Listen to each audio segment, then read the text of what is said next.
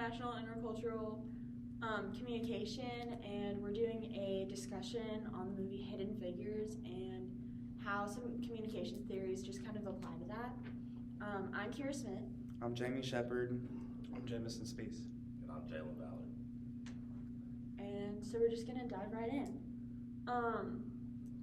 So something that I was gonna really talk about was historicization. Right, mouthful. And that's just where a film or characters communicate inaccurate views of history that favor the dominant group. And so you see this in the movie Hidden Figures in like a lot of different ways. And one of the main ways is like with the bathroom scenes with Katherine Johnson, and how she's like running across the entire like NASA complex to go use the colored bathroom. When in accurate history, she never did that. She's quoted as saying that she was more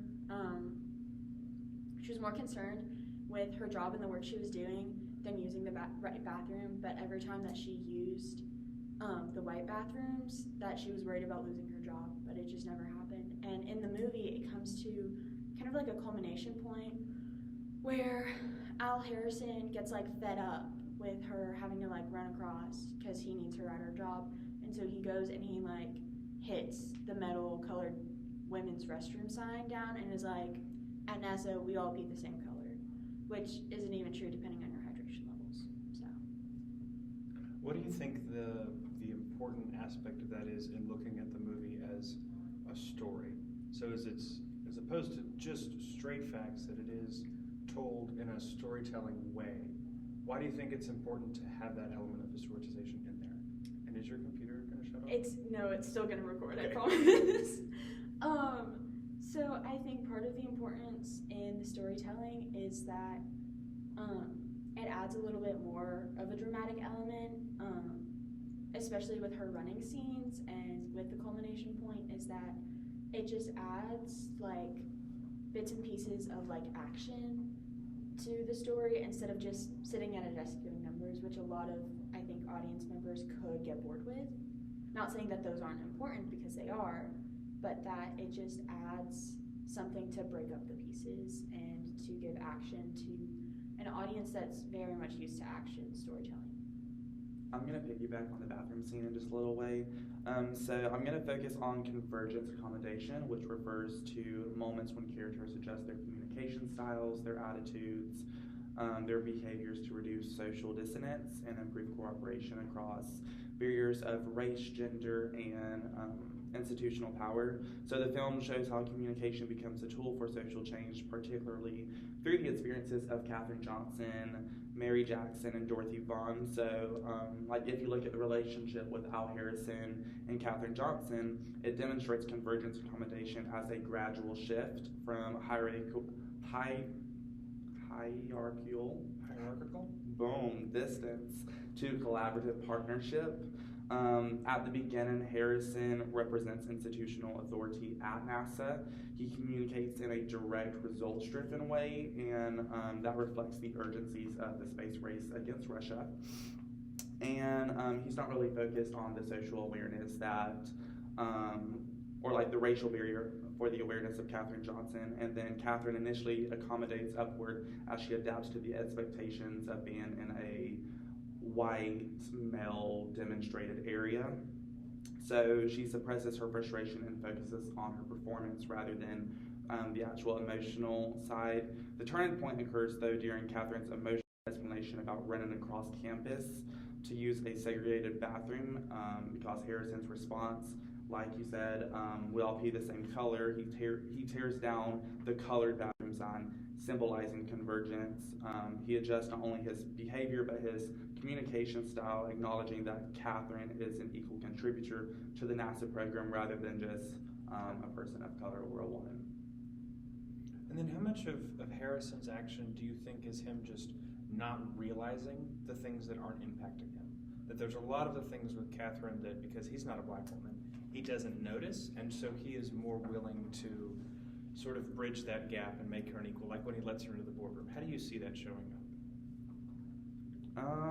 I think it's like I said, I think it's just kind of they have a very gradual relationship. They go from him kind of being on the pedestal to them being equals now. She is the equal contributor for NASA, just like everyone else in that room.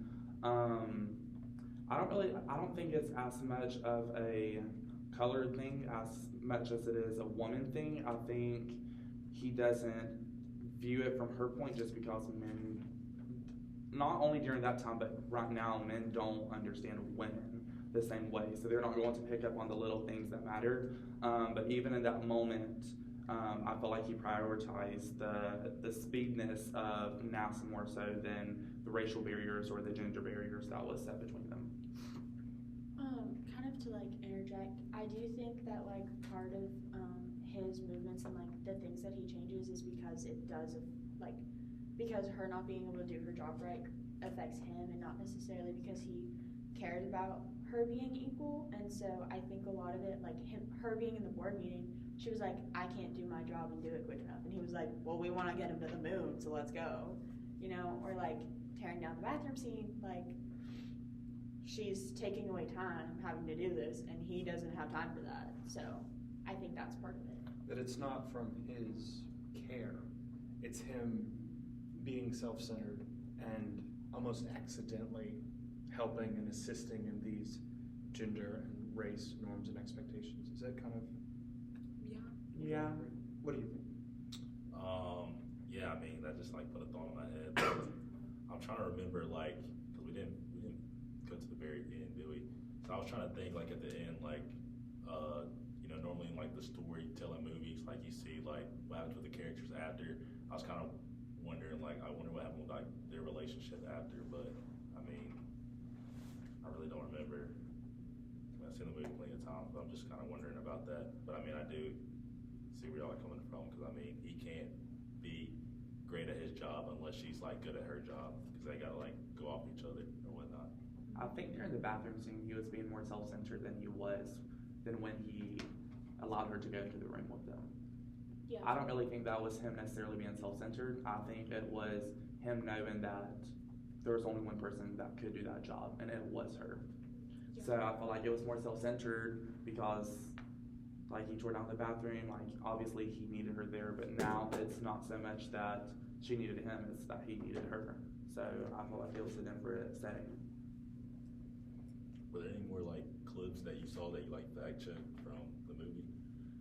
There Kinda were, interesting. but I don't remember them like off the top of my head. That was like the main one that I wrote down. But a lot of movies like do that, like Yeah. overall. Yeah. Try to make it more dramatic than what it is. Yeah. I don't know. What about you? What were you going to talk on? My concept that I had was divergent accommodation, which is adapting communication to become less like the other people or less like the other person expects you to be. So I mean, the main character really was Catherine throughout the movie, really, and I mean, in my box, I just said that she stayed confident, which I mean, everybody expected her to like lay down to them, or that's like kind of like what the movie kind of like probably was expecting us to see or wanted us to, I don't know, maybe think that was like happening like back then. I don't know. I'm gonna piggyback off of that actually. We saw like divergent accommodation at the very beginning of the movie when when the police officer pulls them over, he approaches them, and Mary Jackson has an attitude, but the rest of the girls kind of just check her, really because of the setting, who's in front of them, and she has to adjust her attitude based on how she's talking not only to a man but a white man. So we could kind of see a little bit of divergence on how she has to change her attitude and her communication style to fit his needs. Yeah, which I really, like, at that time, I just don't think that's, like, too realistic. Like, I doubt that probably, like, ever happened at the beginning of that movie. Because, I mean, honestly, during that time, like, play something back and come out of that.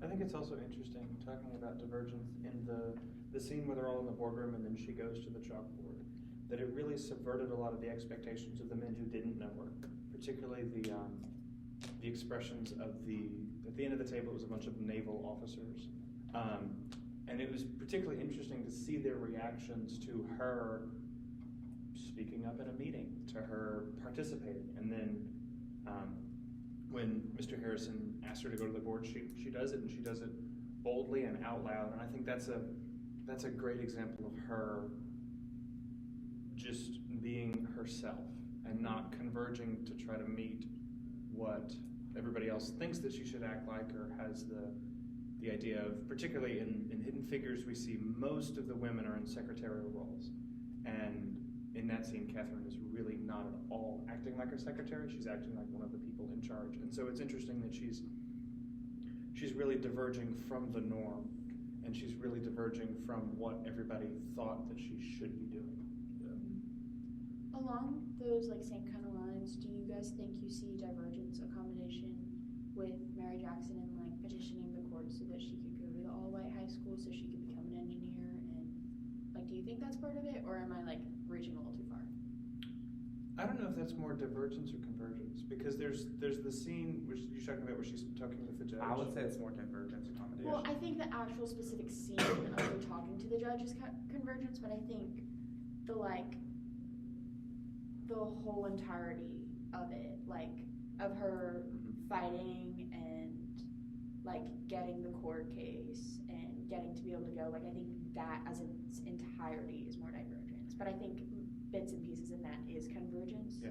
I would If say that makes more sense. of it would be divergence between Mary Jackson and her husband, and then Katherine Johnson and her boyfriend as well, because even though they are the same colored skin, if they're still male to female ratio, Katherine Johnson, with him, he's not really assuming much of her, oh, you just work for NASA, you're a secretary or something. And then she actually, at the dinner, she goes on and on about how she's actually accomplished and how she's an asset to NASA.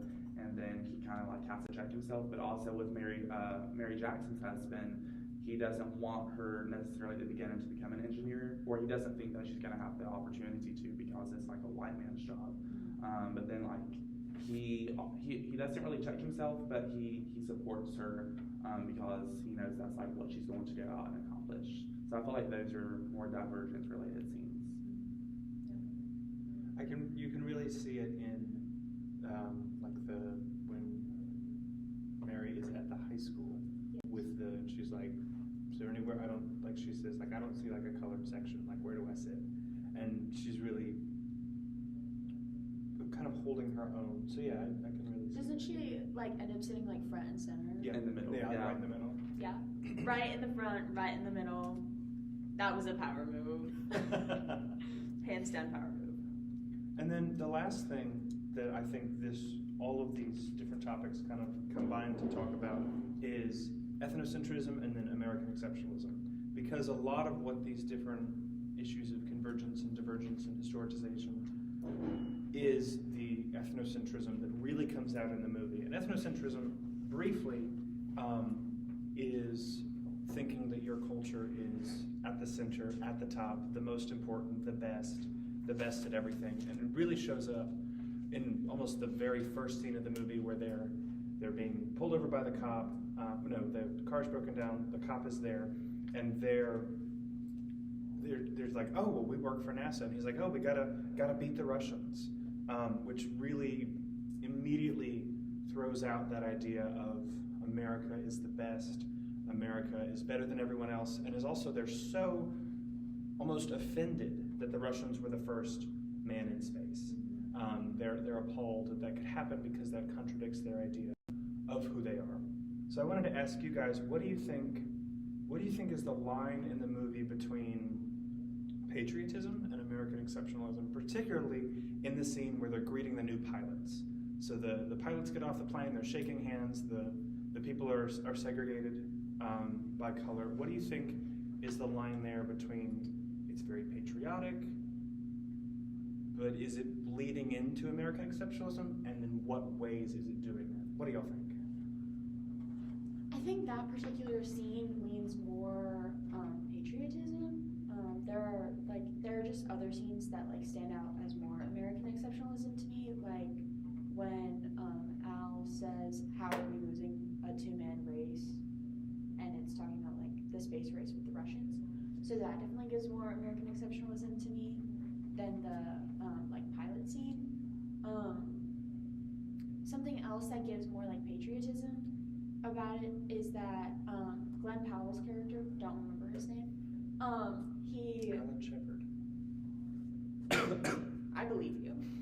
I hope I'm right. He walks over to the like colored ladies section, like shakes their hands, and they're like, "Let's go," and he's like, but like I'm talking to these guys. I also agree that it's probably patriotism. I would say that the American exceptionalism is probably when Al questions Catherine on being a Russian spy in his office. That's another good example. Just like, because she's so good at numbers and she's so good at doing her job, and she questions having more clearance and more access to other documents, that he just questions, say, like, are you a Russian spy? And she has to say no, like she's for America. But I would probably say that the scene with Alan Shepard is definitely more patriotic. Then what's the distinguishing factor, that the observable distinguishing factor between American exceptionalism and patriotism?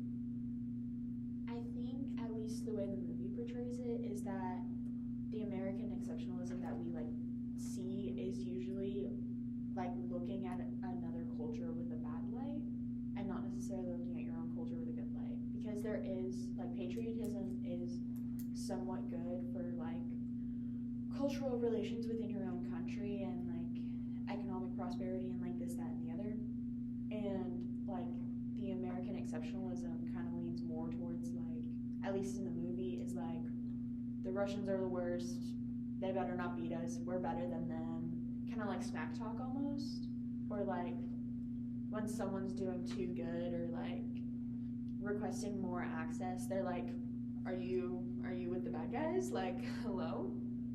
So I think that's a little bit of the line that we're seeing. What do you think?